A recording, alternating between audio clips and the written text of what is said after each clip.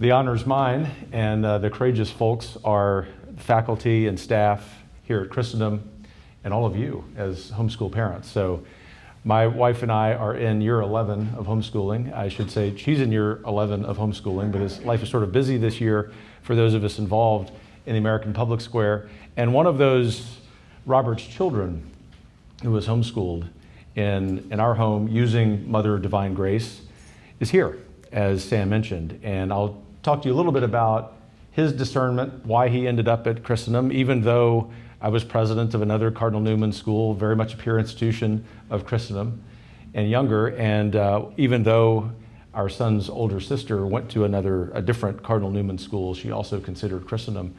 But the second thing that I want to really home in on, sort of piggybacking on Dr. Harn's great comments, is why the liberal arts. Now, I'm just going to assume that if you're here on a Saturday and you're at Christendom, that you have at least some appreciation for the liberal arts. But as you, whether you're a parent or speaking to the prospective students in the room, are thinking about the liberal arts, you'll get a lot of signals from the world, which, to Dr. Harn's point, it doesn't exactly hold Catholicism in its highest regard right now.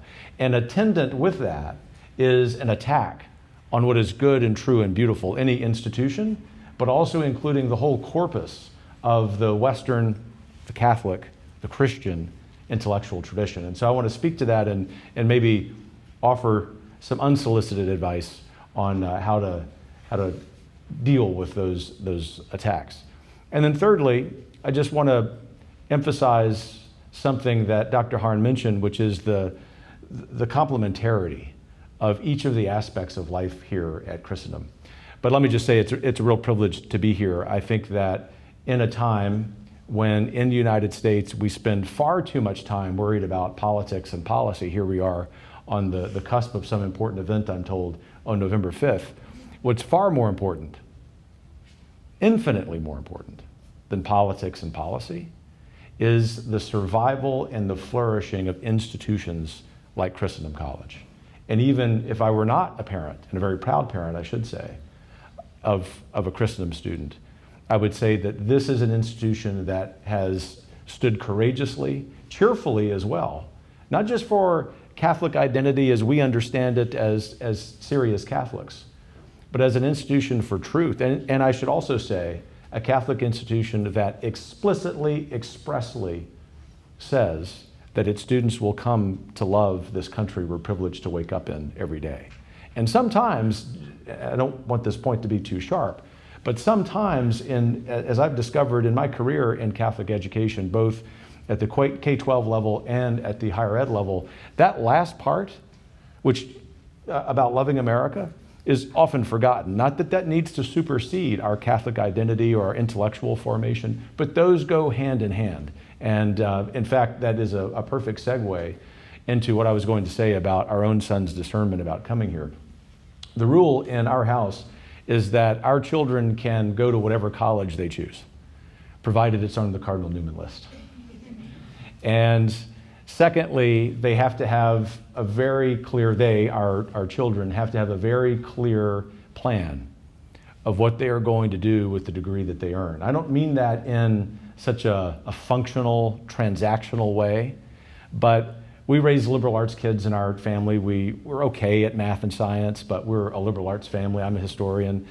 And that means that here at Christendom, what we love about the curriculum, as Dr. Harn said, isn't just its fantastic core. Our son is I guess about 20-25% of the way through on that, but that there is the ability to choose a major.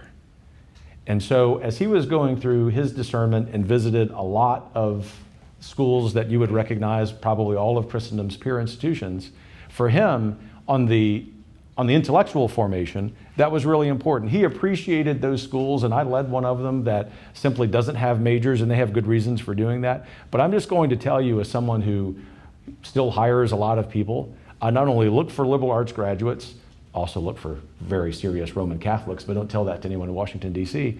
But thirdly, I look for students who not only have a liberal arts degree, but have an appreciation for why that is so important. And for our son, perhaps because he's heard this a lot in our family, not just from me, but from his mom. Christendom was ideal because he knew that he was going to get on the intellectual side that foundation, but then also in the last 3 semesters or so, be able to focus, not overly specialize. And he knows, and perhaps you already know this, but if you don't, I'll say it, that with specialization in any job that we have, that's going to come, either from an employer or from graduate school. That need not happen at the level that it does at most institutions for undergraduates. And I think Christendom, just to put this succinctly, does it practically perfectly. There's probably no perfect curriculum out there. I think Dr. Harn and I, who met as friends when we were leading other institutions, would say that, but Christendom's curriculum comes pretty close to perfect because of that. So the second thing that was a major factor in our son's decision was the spiritual formation. And in fact, for him, I think that was preeminent. And not that architecture and size mean everything about Catholic identity, but I just want you to reflect while you're visiting this campus, the statement that this college made when it built that beautiful chapel that can be seen from Interstate 66 in one of the most hyper-secular parts of a hyper-secular country. That tells you everything you need to know, I would argue, about the school's identity, about the seriousness with which spiritual formation is, of course, at the central part of the heart of the institution. And our son sort of teased that out during a couple of visits here, and that's been true for him, as I know it's been for his classmates. I also have the privilege, I should say, of working with a handful of Christendom graduates, and their habits of spiritual life, which Dr. Harn mentioned and which our son sort of teased out in his visits, they continue to this day on Capitol Hill. They are daily communicants at our nearby church. They are people who lead a monthly holy hour, organizing that with the local parish priest. Perhaps even more importantly than the sacraments, at least in our non-sectarian institution where we work in Washington, by virtue of how they conduct themselves, you know that they themselves, those human persons, also went to a place that cultivated that at a time, young adulthood, when, unfortunately, a majority of Roman Catholics lose their faith, at least temporarily. So it isn't just a habit or a set of habits that occur for 4 years. There are a set of habits, as I know from the many Christendom alums I know, that persist. And then the third thing, the social side, I think is really important. Sometimes people say, prospective students, perhaps even parents of prospective students say, I don't know if I want to go to a college that has fewer than a few thousand people.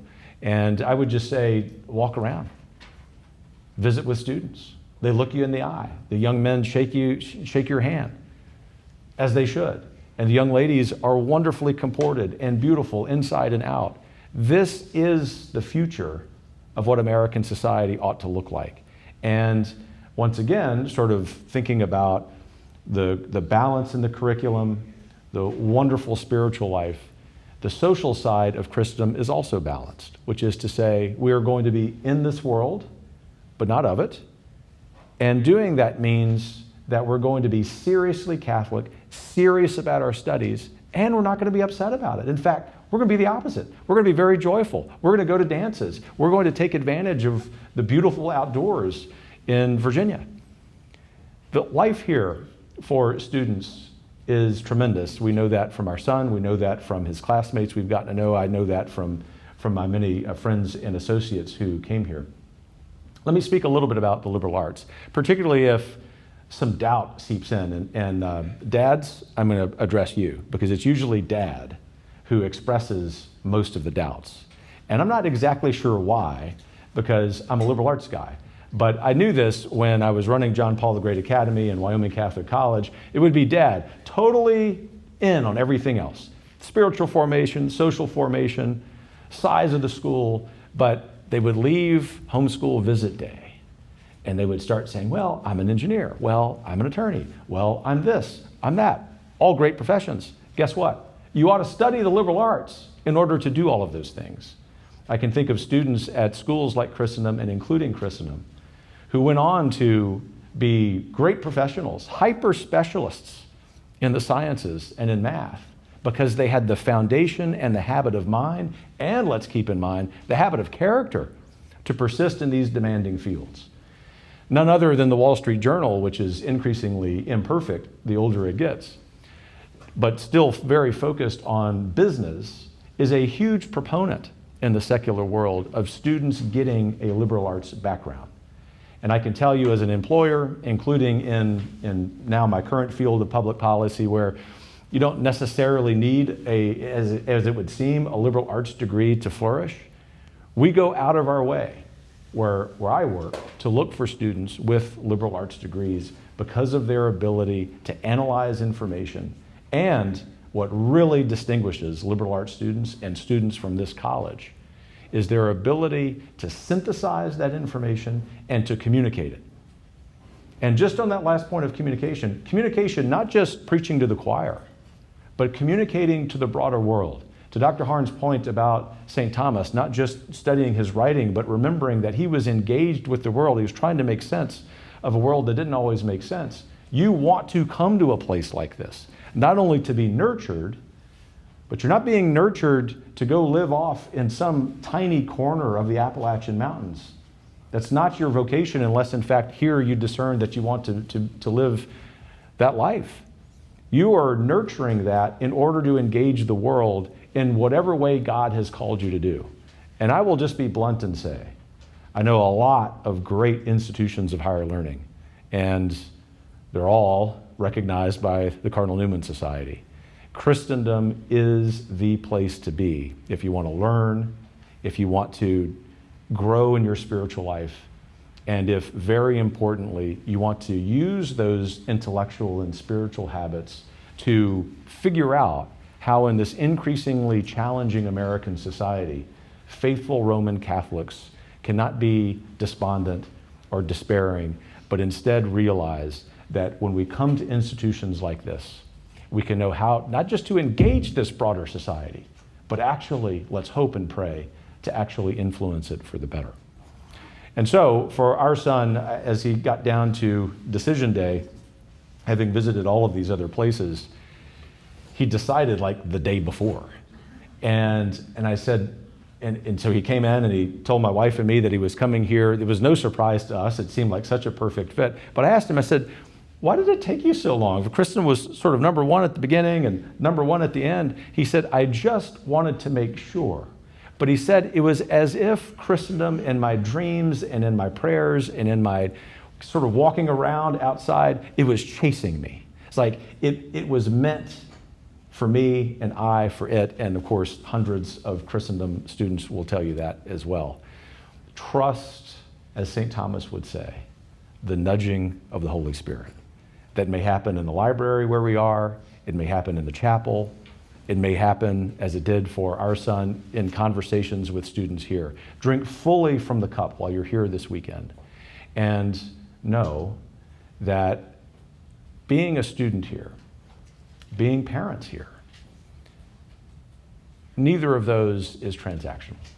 It actually affects all of us in a great way, even if we're parents and not here every day. So I'll close with this. I spend a lot of time reflecting on St. Paul's letter to the Romans. And in Romans 12:2, he says, to somewhat loosely paraphrase him, do not conform to the ways of the world.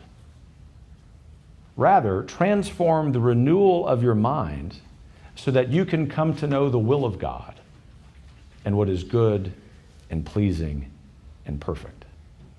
It is timeless spiritual advice. And it's timeless spiritual advice for Americans, wherever we are in this age, because we know that there's a lot around us in society that we would like to change. And we have the very natural, even spiritual tendency to withdraw to ourselves and not engage with that, thinking that there's no way that we can change it.